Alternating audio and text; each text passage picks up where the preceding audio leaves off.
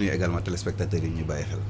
Issa Tine lay àndal ci ko présentation bi Issa nuyu naa la. maa ngi lay fay bu baax Khady Sylla di nuyu sunu gan docteur Cheikh Dieng di nuyu Pape Sané Pape Ndiaye ñi seetaan ci Walf TV ak suñuy différentes plateformes. alors docteur Cheikh Dieng ni nga ko entamé ci sa nuyoo gis nañ ni tey moom dafa nekk journée procès wala ci gën a marquant mooy c'est les acteurs politiques notamment ki nga xam ni cas bu ñu ci gën a intéressé mooy le cas de Ahmed Aïdara nga nekk moo nekk le maire de la ville de Guédiawaye ñu daal di ko jugé tey ban jàngat nga am ci li nga xam ne mooy procès Ahmed Aïdara di fàttali ni sax moom au moins avec sursis lañ ko daal di door maanaam tey dina dem fanaan ni këram waaye yow mi nga xam ne ancien maire nga fële ca Djiddah Thiaroye Kaw ban jàngat nga ci am. mais jàngat bi ma ci njëkk am soxna Khady mooy vraiment ñaawlu d'abord arrestation bi parce que c'est une arrestation avec un motif fallacieux parce que dañ ni dafa participer à une marche alors que ñoo ngi ko arrêté sur le territoire de sa commune de Guédiawaye mu nekk di dem bureau muy wane ni président Macky Sall dafay utiliser ay subterfuge di manipuler donc ay forces de l'ordre pour que ñuy def ay arrestation totalement arbitraire vraiment arbitraire ci arrestation mënta weesu arrestation Ahmed Aïdara moo tax premier procès ba ñu renvoyé woon maa ngi fa woon tey si suba maa ngi fa waatoon def nañ conférence de presse ñun pour soutenir ko ak Mame Diarra Fam ak les autres détenus pour demander sa libération et vraiment naqarlu d'abord arrestation bi mais ensuite vraiment naqarlu peine bi ñu ko tëj parce que ça signifie que justice bi dafa reconnaître que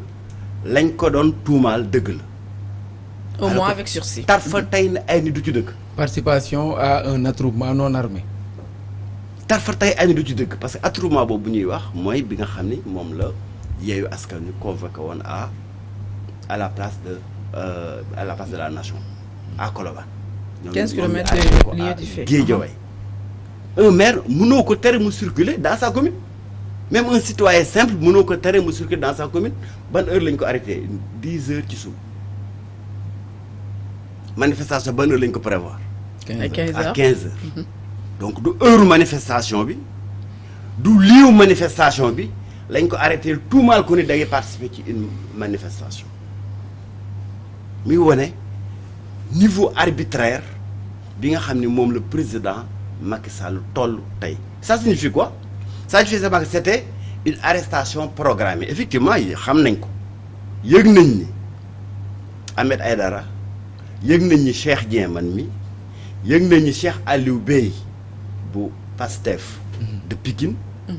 c'était des personnes qui étaient ciblées pour ñu arrêter leen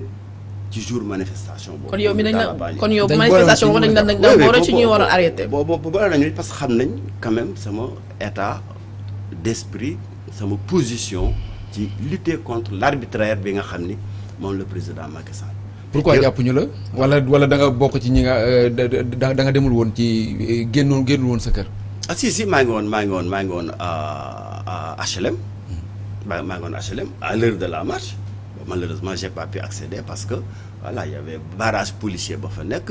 nu mu tudd grenade lacrymogène fa sànni. C'était pas possible d'accéder de toute façon c'était impossible.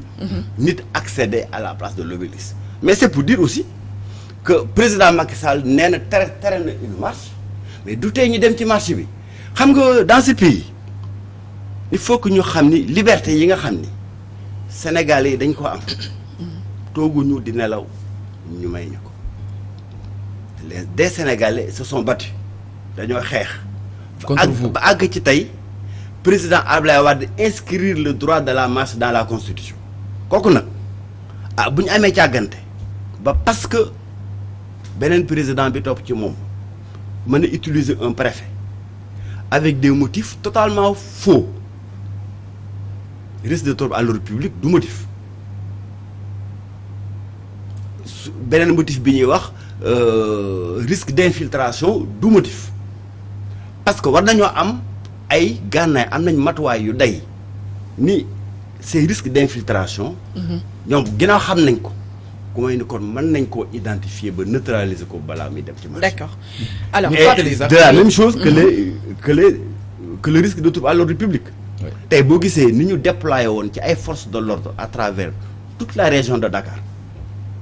xam ne tey bu ñu ne amuñu force de l'ordre yu mën a contrôler benn manifestation c'est un motif fallacieux loolu nag bu Sénégal yi nungoo parce que préfet tere na ñu toog dañuy dem ba liberté de la marche liberté de la manifestation donc dootul amati Sénégal te loolu su boobaa mel na ni kon ñun ñi nga xam ne acteur politique fekk ci nekk ci opposition bi bàyyi nañ suñu loxo ba président Macky Sall dominer ñu delloo ñu ci buumu njàm. oui ñu dinañ ci ñëwaat sax mais xarit si daal li ñuy fàttali rek mooy que ni avocat yi Layil Ahmed Aïdara ku ci mel ni maître Bamba Cissé annoncé na que ni dinañ def appel jëmale ko sax ci li nga xam ne moom la ñu retenir contre moom muy participation à un attroupement non armé loolu nag mooy dajaloo boo xam ne kenn yoru ci ngànnaay kenn yoru ci ngànnaay mais dañoo dajaloo boo xam ne xëy na jaarul woon ci yoon loolu lu jara fàttali la xadi d'accord loolu suñu juriste maison bi ñu fi Pape Ndiaye dina ci ñëw bu baax a baax Pape Ndiaye ma fàttali ni yow yaa demoon tey fële ci tribunal grande instance bu nekk fële ci Guédiawaye fekkee procès Ahmed Aïdara qu'est-ce qui s'est passé ba nga xam ne fu mu toll nii naam dinañ dem appel mais ba nga demee sur les lieux nee nañu les leaders ñu bari teewuñu woon benn yoon ci procès ba. waaw comme ni nga ko waxee léegi rek je veux dire. waaw atte bi li nga xamante ne moom mooy génn moom mooy 1 mois sursis boobu noonu mooy dogal bi nga xamante ne tribunal joxe na ko ñi nga xamante ne ñoom ñooy layool Ahmed Aïdara annoncé nañ ni dinañu def appel.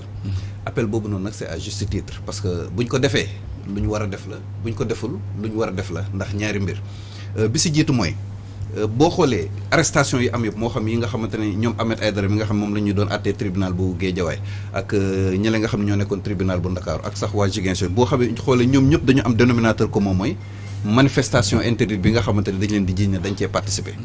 léegi nag li nit ñi mënta comprendre mooy naka lañ leen tuumaalee dañoo participer ci manifestation bu ñu autorisé wul alors que la manifestation n'a jamais eu lieu. ba même soit sax si c'était autorisé c'était à 15 kilomètres de Guédiawaye. waaw non seulement c'est gis nga distance bi ni mu toll la manifestation n'a jamais eu lieu et que manifestation même bu doon am na sax après midi lay am entre 15h ak 19h comme ni ñu ko waxee alors que Ahmed Aïdara a été interpellé le matin muy benn ñaareel bi tamit mooy condamné nañ ko 1 mois avec sursis certes day génn dem ñibbi këram. mais sursis am na lu muy tekki. loolu mooy fii ak 5 ans.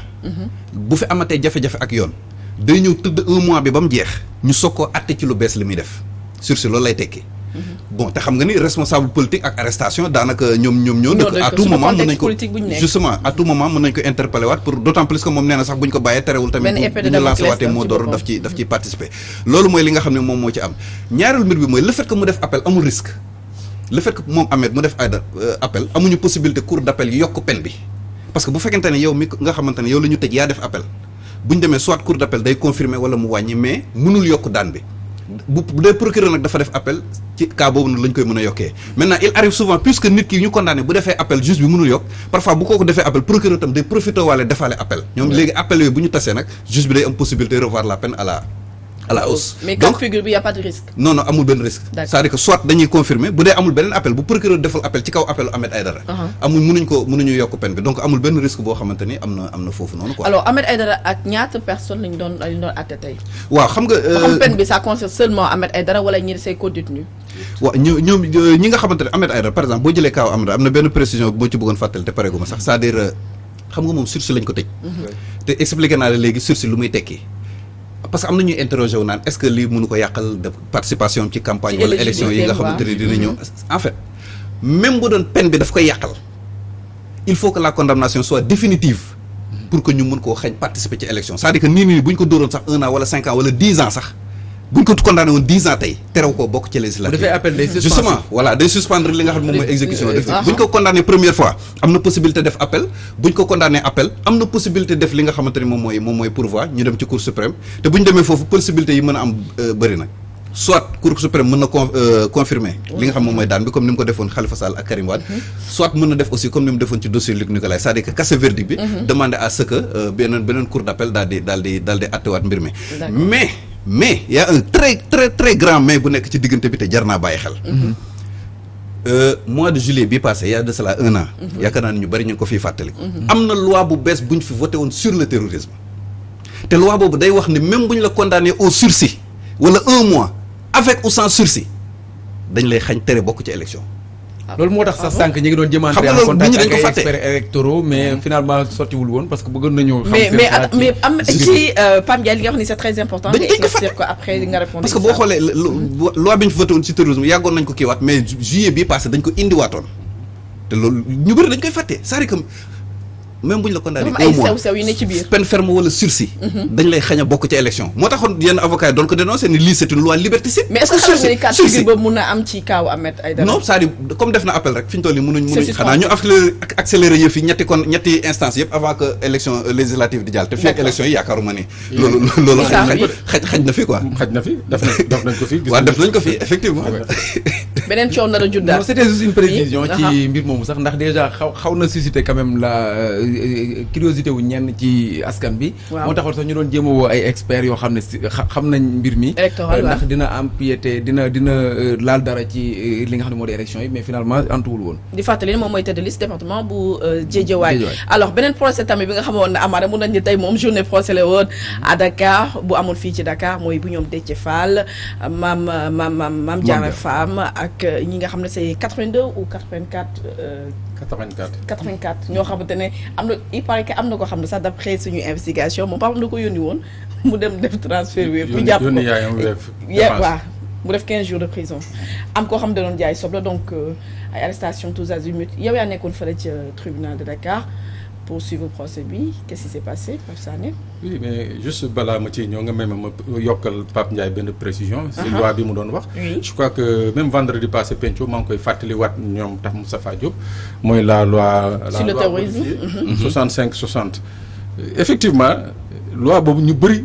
dañuy gis nii rek daan yi nii mais ci biir gisuñu ne que dafa amoon ay affaires yu garaaw yu nekk ci biir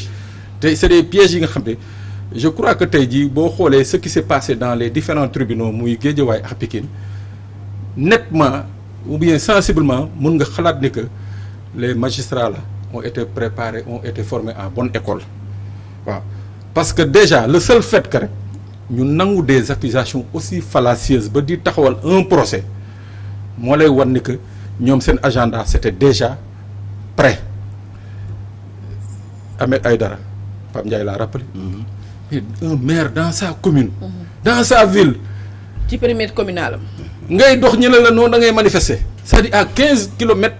du lieu de la manifestation à 7 heures de temps avant l'heure de la manifestation Déthié Fall Mame Diarra ñoom Amadou Ba consort fii ma demoon tey au tribunal de Dakar effectivement. oui moom ñu fàttali ne sax moom itam procureur mi ngi sàkku ñu tëj ko juróom-benn weer. at boo xam ne juróom-benn weer yi lay tëdd moom Déthié Fall. Mame Diarra Fam 6 mois ferme. maanaam réquisitoire ou procureur oui. loolu mooy réquisitoire bi mais c'est-à-dire tey balaa ñuy wax sax waxu réquisitoire bi c'est-à-dire nañu wax déjà les motifs d'arrestation nañu wax ci motifs d'arrestation yi. boo xoolee tey ce qui s'est passé au tribunal de Dakar je n'ai jamais vu un procureur aussi il a manqué de sérénité quoi c'est-à-dire pour la première fois man ma dem procès gis un parquetier bi nga xam ne il était mal à l'aise dans la formulation de son réquisitoire donc loolu da lay mën nañu jàpp aussi qu'il était stressé ak contexte bi ak dossier bi nu mu amee ay dafa am li nga xam ne woon dossier Imam Ndaw suma jum xam nga dafa am li nga xam ne mënoo ko défendre non dafa am li nga xam ne mënoo ko défendre c'est-à-dire on te dit qu'un député a été arrêté devant son siège ñu ne la yow procureur tu le poursuis pour participation à une manifestation ça n'a même pas de sens donc looloo taxoon tey ce procès au-delà des cas yi nga xam ne naa ci ñëw léegi mooy ce jeune homme bi nga xam ne il habite ci biir camp Abdou Diassé fa nga xam ne foofu la GMI yi nekk yore boutique am di fa def ay opération de wari et tout ñu jàpp ko ñeneen ñi un étudiant en journalisme ouais, dem stage ñibbisi ñu téye ko les cas sont nombreux. Voilà, c'est des dommages collatéraux. boo xoolee sur les 84 yi présenté wu ceux qui étaient au procès ne me démentiront pas les 70 ont prouvé de par leur témoignage qu'ils n'étaient même pas concernés par la manifestation. Il y en a que 4 ñoo reconnaître ni que ñoom dañu ñëwoon pour manifester les autres ñu ngi leen jàpp certes dans le périmètre des échauffourées plutôt mooy Colobane VDN ak Point E mais ñooñu boo déggee tey jii le réquisitoire bi nga xam ne moom le procureur laajte contre ces gens-là. Et ce qui est sûr et certain mooy Déthié li ñuy laaj wala Mame Diarra jamais le juge n'ira dans ce sens. On va les condamner à une peine avec sursis de sursis et 1 mois 2 mois mais toujours est-il que ça pourrait rendre leur cas ça pourrait rendre leur carrière très difficile, c'est-à-dire ils seront frappés d'inéligibilité parce que c'est la modification de la loi 65-60 moo indi loolu c'est-à-dire on nous a amené une loi liberticide bi nga xam ne et je l'avais dit l'année dernière dama ne bu ñu paree ci opposants yi on va se retourner contre les journalistes. Non, parce que il y a des contenus dans cette loi qui sont extrêmement graves. C'est-à-dire que tey jii un officier de police judiciaire mun na formuler un PV daa di ne man sama téléphone man Pape Sané sama téléphone